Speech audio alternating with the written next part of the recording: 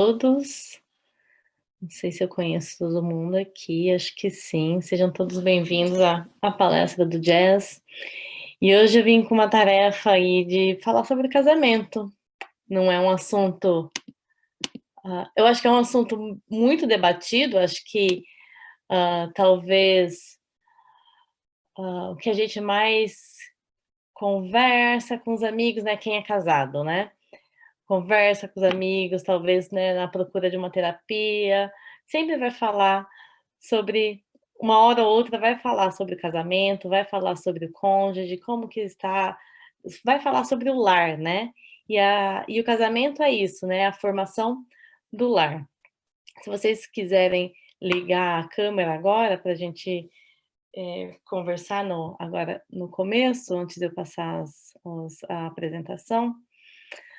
Para vocês, uma pergunta: o que que é o casamento, né? Por que na ver não o que é o casamento, por que que a gente casa? Quem optou, né, por casar, não sei se todos aqui são casados, mas pensando que essa não é a nossa única vida, né, hoje podemos não estar casados, mas talvez no passado, né, numa outra vida já fomos casados ou numa próxima vida, no futuro, casaremos.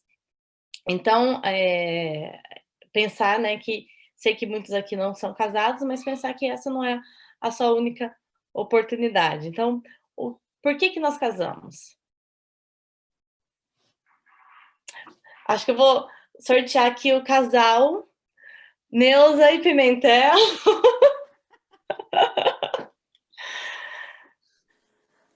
Não, brincadeira, só falem se Não, quiserem. eu posso falar. Eu casei porque realmente eu era muito, muito jovem, só tinha 18 anos quando eu conheci, e gostei muito dele, e realmente eu senti que ele era perfeito para mim. Então, deu certo. Obrigado. Nem sempre dá certo. Às vezes. Eu acrescentaria que navegar, ter uma companhia numa navegação fica mais leve. Assim também. Verdade. Acho que é isso mesmo. Acho que Ter vocês. uma boa companhia é. Né, para crescer juntos, né, para aprender juntos. E acho que é exatamente isso, né, a missão do casamento. Pensar na família como a célula da sociedade.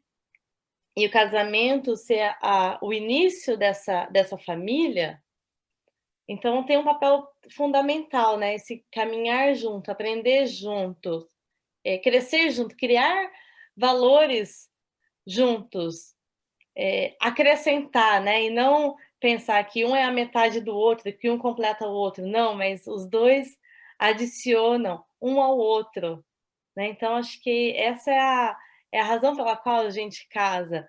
Muita gente pode achar que a instituição do casamento é falida, está falida, mas pelo contrário, né, o Allan Kardec, os bons espíritos, Allan Kardec faz essa pergunta, né, no Livro dos Espíritos, e os espíritos superiores vêm nos esclarecer o casamento, a instituição do casamento é uma marcha para o progresso. Então, alguém quer falar mais alguma coisa? Que eu vou começar a dar share aqui da minha apresentação. Então, vamos lá.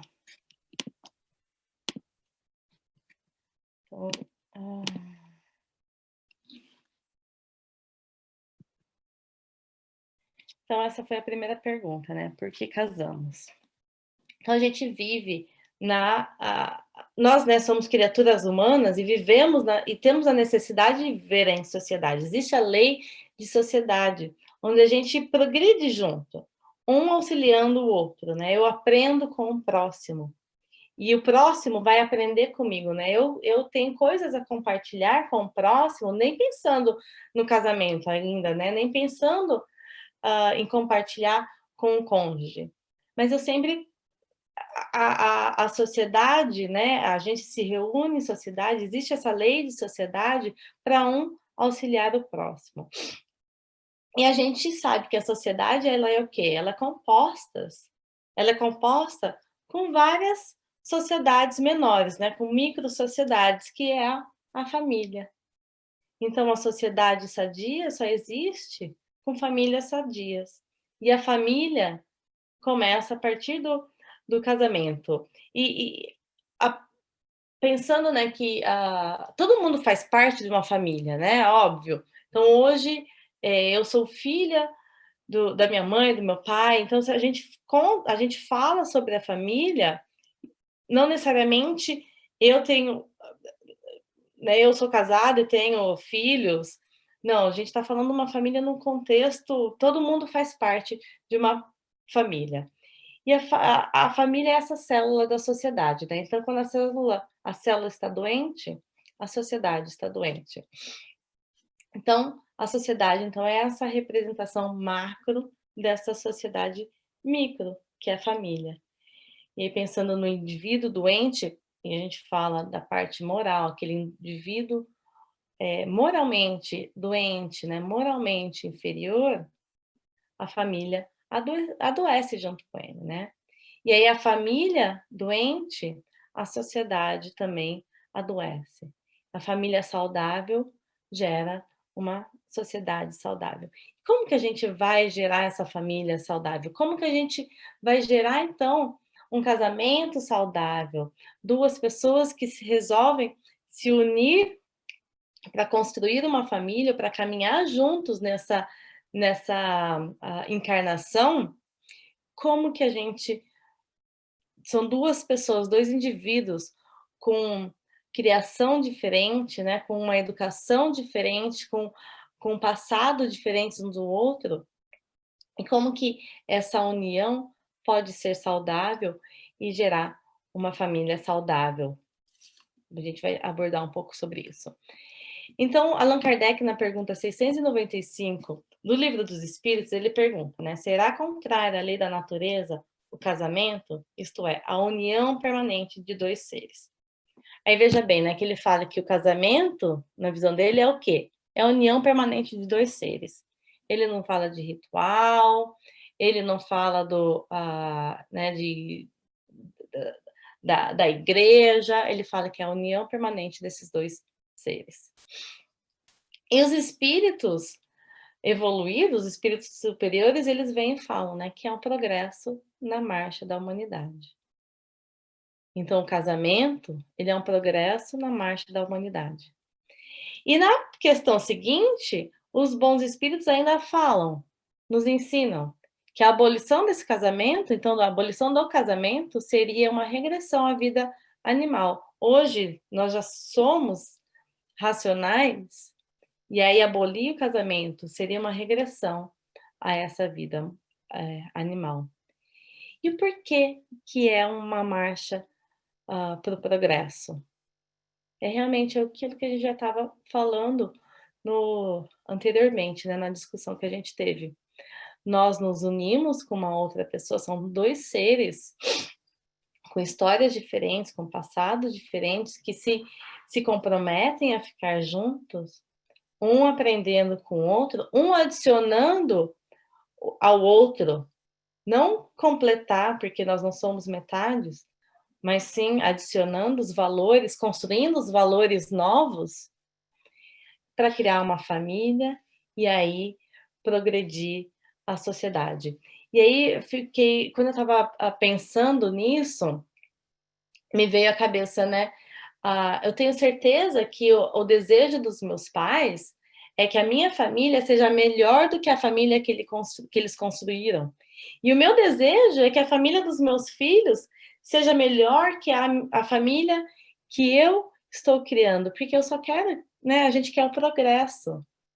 E na união, né, de 2 indivíduos com valores, com experiências diferentes, com valores que eles juntos vão crescer e vão aprender a ter juntos, vai caminhar para o progresso.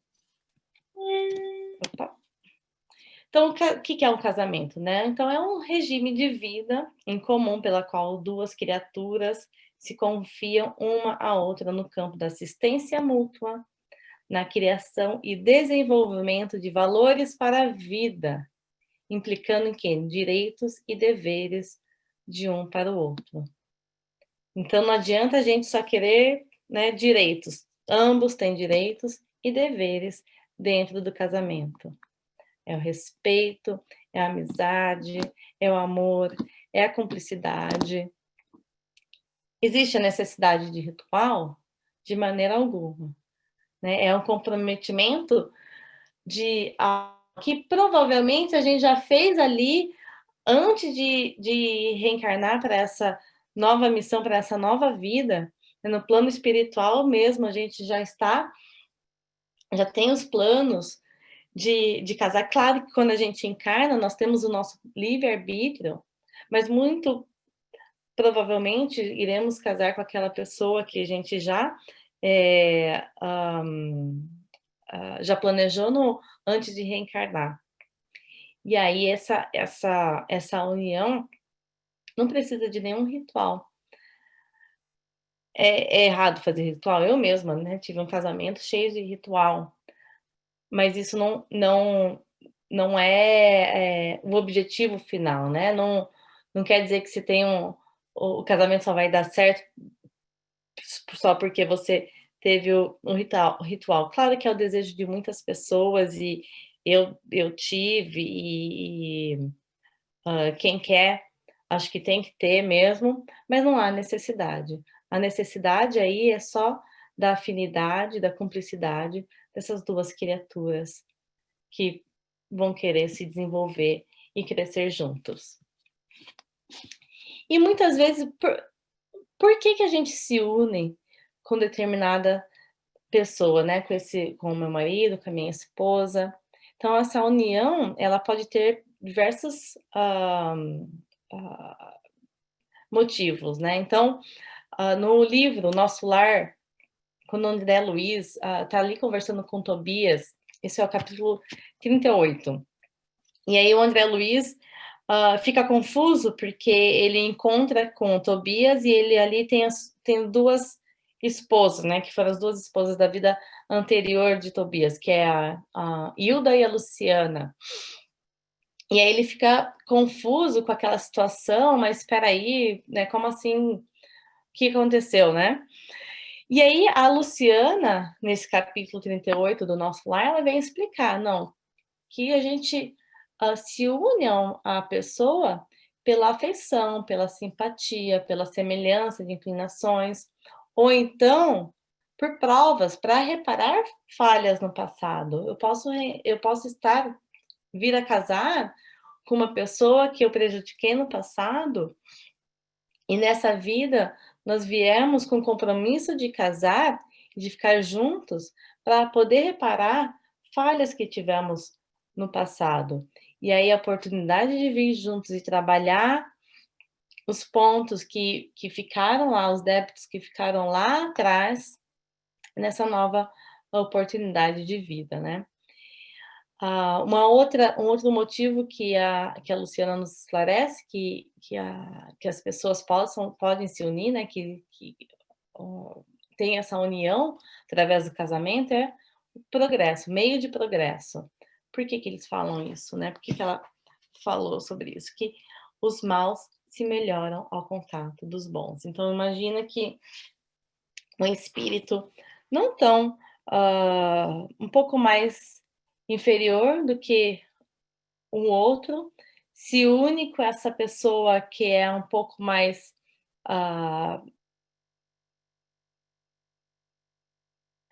que já passou por já aprendeu algumas coisas na vida que essa outra pessoa não aprendeu. O quanto esse indivíduo, esse espírito, que ainda tem muito a aprender, quando está em contato com esse espírito mais evoluído, o quanto essa pessoa não vai ensinar esse aí que ainda precisa aprender. Então, esses são os principais motivos que tem a união do casal. Então, quem que é o nosso cônjuge, né? Então, muitas vezes é aquele espírito que prejudicamos no passado, então é uma oportunidade de amar e reparar os erros do passado. Então, muitas vezes a gente está casado e tem alguns conflitos que a gente não entende por que estamos passando. Às vezes, são débitos lá de trás que a gente carrega, que a gente traz na nossa bagagem.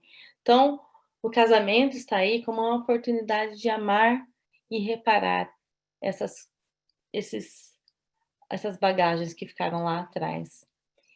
E os relacionamentos felizes, né, são devidos à afinidade das inclinações e instintos dos espíritos unidos, né. Muitas vezes esses espíritos já estão unidos há muito tempo, já são afins, e aí eles vêm mesmo, tem essa atração de afinidade que já vem trazendo de encarnações passadas. E aí acho que essa parte acho que é de conhecimento de todo mundo, né. Eh, Todo mundo sabe o que faz uma união ser feliz. O difícil é a gente colocar em prática, né. A gente tem nossas dificuldades diárias, nossas batalhas diárias. Pode ser que, a união também tenha esses altos e baixos, o casamento tem altos e baixos, mas se a gente tentar, né, seguir essas dicas, a gente vai conseguir ter uma união feliz. Mas para a gente conseguir, né, fazer tudo isso, a gente tem que se conhecer, a gente tem que se avaliar, a gente tem que ah, fazer um autoconhecimento, uma reflexão mesmo, né? Onde que eu estou errando? Onde eu falhei? Como que eu posso melhorar? Quais as minhas atitudes que fizeram com que eu explodisse? Porque é muito difícil mudar o próximo, né? A gente só consegue mudar a nós mesmos. Então, o respeito à individualidade do seu parceiro, da sua parceira, a aceitação das diferenças, importantíssimo, né? Nós somos indivíduos únicos, né? Não, o casamento a gente não funde, né? Não nos tornamos um só.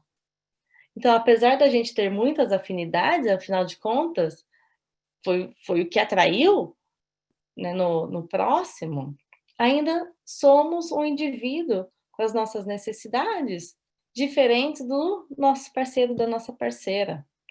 Nós temos a necessidade de ficar sozinho algumas vezes. Nós temos a necessidade de sair com os amigos e não fazer tudo junto com aquela pessoa. Então, respeitar a individualidade, aceitar as diferenças, né? Apesar de, acho que o valor de família, acho que alguns valores dentro do lar, obviamente, tem que ser compartilhado entre os dois, né? Por exemplo, a criação de filhos, não dá para a mãe fazer uma coisa, o pai fazer outra, né? Então, aonde quer chegar no futuro, né? Como um casal, a gente precisa ter uma meta que seja a mesma para os dois. Mas cada um de nós também temos as nossas diferenças que devem ser respeitadas. A capacidade de compreender e tolerar, somos seres humanos diferentes. Faremos coisas diferentes que talvez não vai agradar, né? O que o próximo fizer para nós não vai agradar. Mas a gente precisa o quê? Tolerar e compreender. Se a gente não fizer isso, né, vai o dia inteiro, todos os dias, a gente vai brigar. Honestidade, acho que é uma coisa que é básico para qualquer relacionamento, não apenas relacionamento entre marido e mulher, mas entre amigos, entre pessoas que trabalham juntos, entre vizinhos, entre qualquer pessoa, né? Qualquer relacionamento precisa de honestidade, principalmente dentro do matrimônio, né? Dentro da família. E a honestidade você agir da mesma maneira que você fala, né? De acordo com os seus valores, ser verdadeiro. E né, sem a honestidade, tem até um errinho ali, sem a honestidade, acho que nenhum casamento vai para frente. Perdão, perdão diário. Nós erramos, assim como nosso parceiro também erra. Então, o perdão tem que fazer parte da nossa vida diariamente. Entender que a pessoa que está do nosso lado, que está compartilhando essa vida com a gente, erra tanto quanto a gente. Então, o perdão precisa ser algo que realmente esteja conosco diariamente. Diálogo, né? A gente precisa conversar com os nossos parceiros, né? Hoje, né, um dia com o celular, com a internet, com a televisão, Netflix, passa o dia inteiro trabalhando, tá cansado, chega em casa, né? Agora ninguém sai de casa mais para trabalhar, tá todo mundo em casa. Aí desliga o computador, não tá trabalhando mais, vai lá, liga a televisão, ou, né, fica vendo, né, besteira na internet, e não se falam. Vão se falar o quê? Boa noite, né? Como foi seu dia? O que que foi de bom hoje no seu trabalho? Tem alguma coisa que eu possa te ajudar? Então, diálogo sincero entre os dois. Renúncia, né? E a renúncia, eu fiquei pensando, né? Eu brinco aqui em casa que eu sou cada vez mais o Samuel e o Samuel é cada vez mais a Daniela. Né? Parece que, que eu estou me transformando mais nele, e não porque. Não, não porque. Eu acho que é algo natural que vai acontecendo, né? Você vai deixando para lá algumas coisas que não tem mais valor na sua vida e você vai se adaptando ou se ajustando, adicionando valores que o seu companheiro trouxe para sua nova família, assim como o seu companheiro a mesma coisa, né? Vai deixando para lá algo que ele não valoriza mais e vai pegando os valores que você trouxe para sua família e você vai se tornando cada vez mais parecido com ele.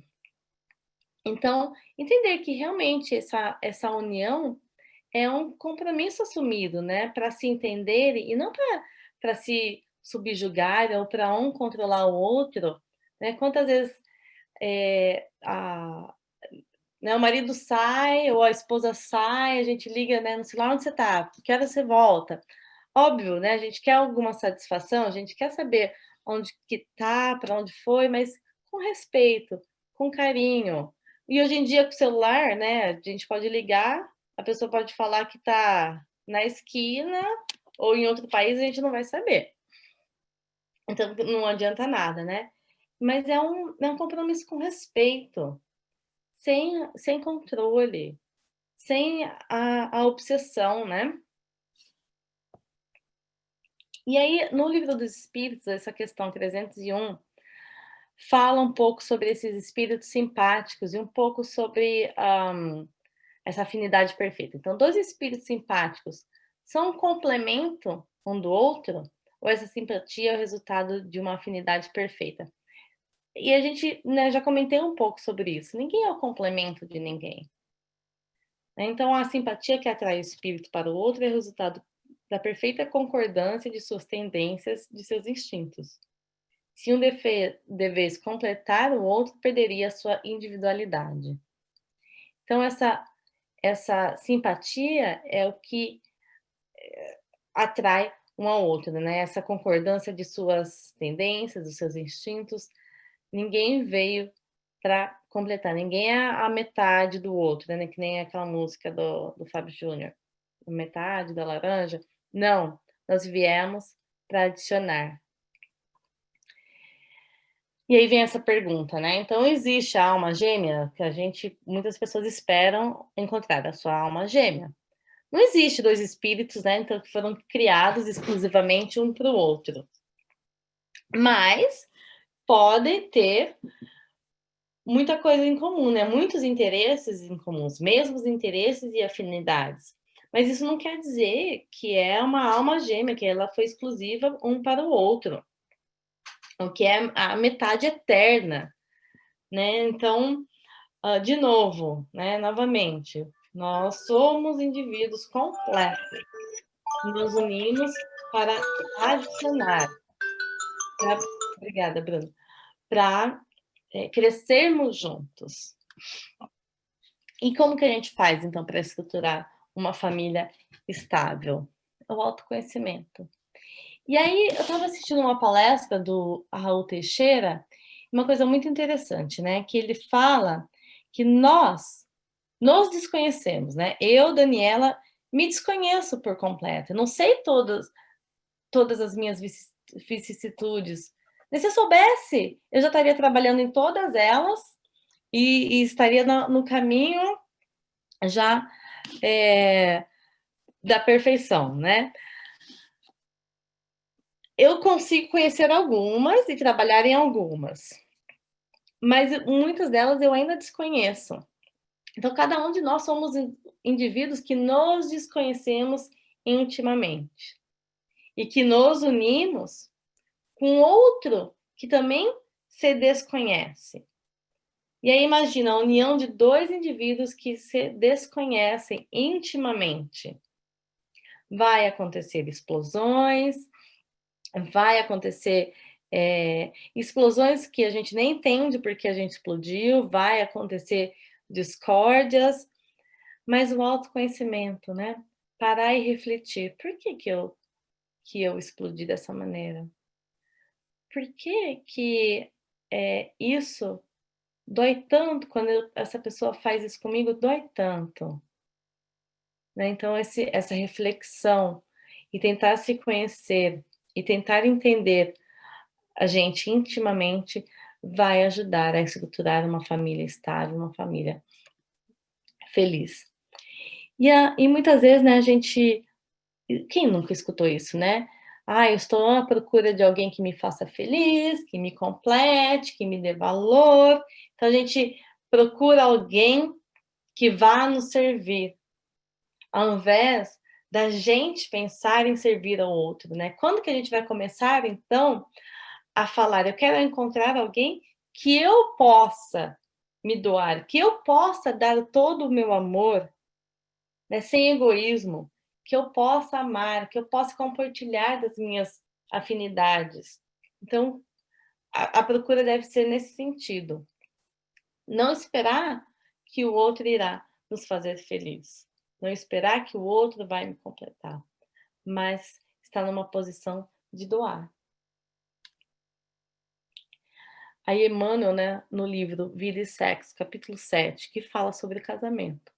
Então, o casamento é a união permanente de dois seres, como é óbvio, implica o regime de vivência pelo qual duas criaturas se confiam uma à outra. Então, são duas criaturas que se confiam uma à outra. No campo da assistência mútua. Então, nós estamos trabalhando juntos para crescer, para se desenvolver. E aí ele continua, né? Essa união reflete as leis divinas que permitem seja dado um esposo a uma esposa, um companheiro para uma companheira, um coração para outro coração, ou vice-versa, na criação e desenvolvimento de valores para a vida, né? É o progresso que a gente vê aí. E a Joana de Ângeles, né? No Amor Imbatível Amor, que também fala sobre o casamento, o capítulo chama Casamento e Companheirismo. Em verdade, o que mantém o matrimônio não é o prazer sexual, né? A carne, tudo que... Óbvio, né? O sexo é importante. Semana passada, a Deise deu uma palestra sobre o sexo. É importante, faz parte do matrimônio, faz parte da vida do casamento. E é importante. Mas ele não é o que mantém o casamento, né? Mesmo quando inspirado pelo amor. Mas o que vai manter o casamento é a amizade, que responde pelo intercâmbio emocional através do diálogo, dos interesses nas realizações do outro, na convivência compensadora, na alegria de sentir-se útil e estimado, né? Na alegria de sentir-se útil e estimado. E aqui, antes de eu finalizar, eu vou falar um pouco sobre esse livro e depois eu vou contar uma história. Esse livro, para quem não leu, ele não é espírita. Esse Dr. Gary Chapman, ele é um pastor evangélico, se não me engano, e ele faz terapia de casal. E ele escreveu esse livro, né, As 5 Linguagens do Amor. E o que ele diz é que, assim como nós falamos línguas diferentes, né, então eu sou brasileira, falo português, que é a minha língua nativa, mas eu aprendi o inglês como uma segunda língua.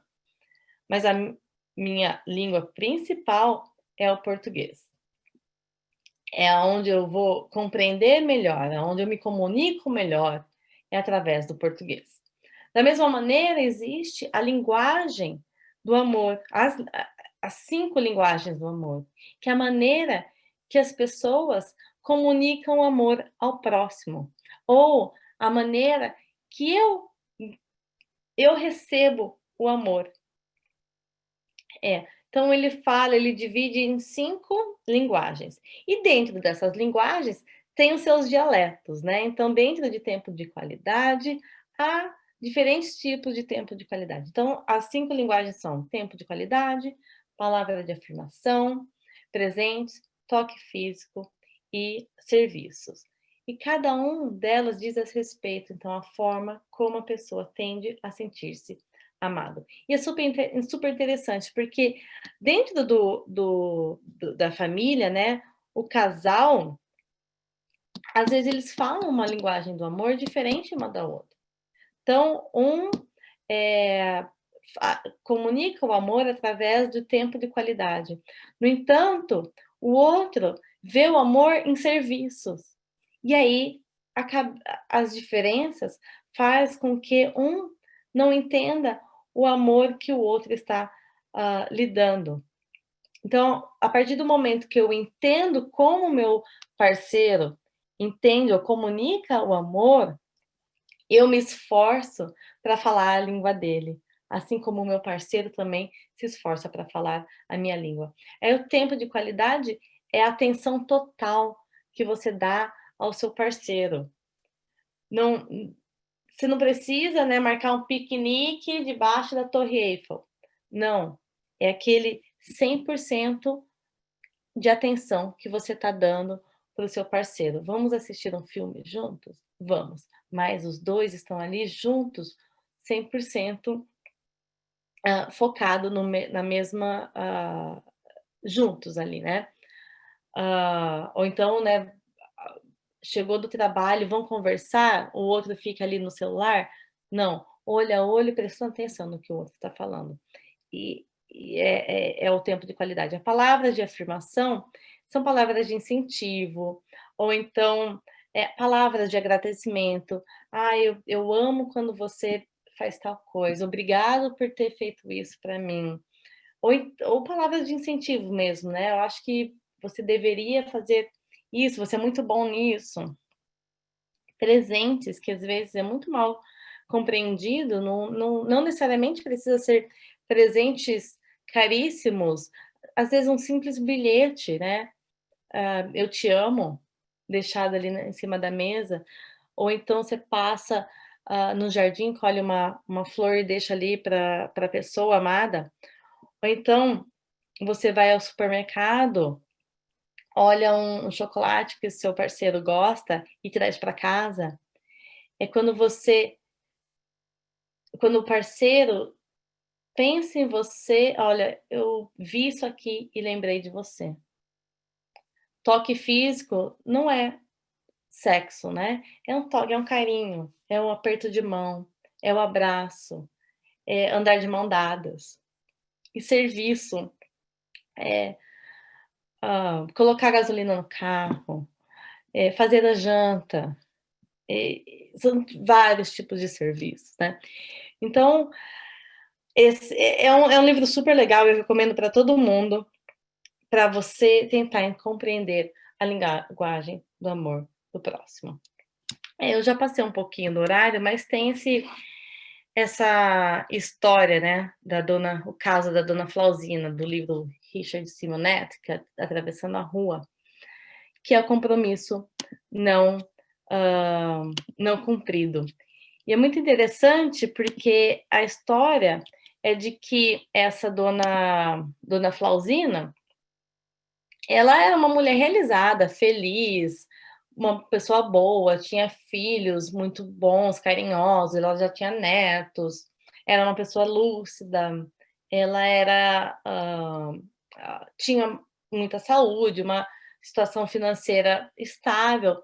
O único problema era a cruz que ela carregava em casa. Quem que era a cruz? Né? O marido. O marido, apesar de ser um homem bom, trabalhador, generoso, caseiro, não tinha vícios, ele era de um gênio um pouco difícil. E segundo a Dona Flausina, com o passar do tempo, esse gênio, né, difícil do seu Gumersindo, que é o nome do marido dela, ficava pior, né? A gente tem essa mania de falar, né? Quanto mais velho, pior tá ficando. E aí ela falava, né? Só o espiritismo mesmo para me dar forças para aguentar o Gumersindo. E aí ela viveu suportando esse marido, carregando essa cruz por quase 48 anos, quando ela desencarnou. E quando ela chegou à espiritualidade amiga, né, no desencarne, falando com seu mentor, ele fala para ela, né? Olha, você teve uma vida muito proveitosa, né? Foi uma boa mãe de família, batalhadora, serviu na caridade, traz uma boa bagagem de realizações. Porém, tem um problema aí, um compromisso não cumprido, o seu marido. E ela, né, assustada, mas como assim, né? Eu fui fiel a ele, né? Eu suportei ele durante quase meio século. E aí o mentor dela vira e fala assim, né? Esse é o problema. Você apenas suportou. Você não trabalhou para se harmonizar com ele, né? Superar as mágoas antigas que já vinham de convivências anterior, né? Ela não adotou uma postura de perdão ou de caridade, não tentou se aproximar ou tentou compreender o marido, ela apenas suportou. Consequência disso, vai ter que vir numa próxima encarnação com o mesmo marido, né? E dessa vez tentar não suportar, mas tentar conviver em harmonia com esse marido, com o Gumersindo. Eu encerro aqui a palestra dessa noite